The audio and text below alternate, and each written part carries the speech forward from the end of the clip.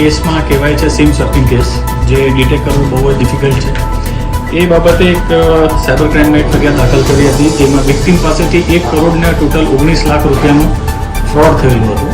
એમને એકાઉન્ટમાંથી આ પૈસા ક્યાં ટ્રાન્સફર થઈ ગયા એમને ખબર નથી. એમનું સિમ પણ બ્લોક થઈ ગયું હતું. એટલે એમને એ બાબતે પણ ખબર નહોતી પડી. એમને 2 દિવસ પછી ખબર પડી કે એમનો સિમ બ્લોક છે અને એમના એકાઉન્ટમાંથી કુલ 1 કરોડ ને 19 લાખ રૂપિયા ટ્રાન્સફર થઈ ગયા. એ બાબતનું ઇન્વેસ્ટિગેશન અમારી ટીમના પીઆઈ પરોડવા, મંજુ પરોડવા, તેમજ પીએસઆઈ MC જાડેજા અને એમની ટીમ દ્વારા કરવામાં આવી રહ્યું હતું. આમાં જે ટેકનિકલ ડિટેલ્સ ઘણી બધી વાર લાગે છે, જે બધી ભેગી કરીને અમે લોકોએ આ બાબતે 3 આરોપીની ધરપકડ કરી છે.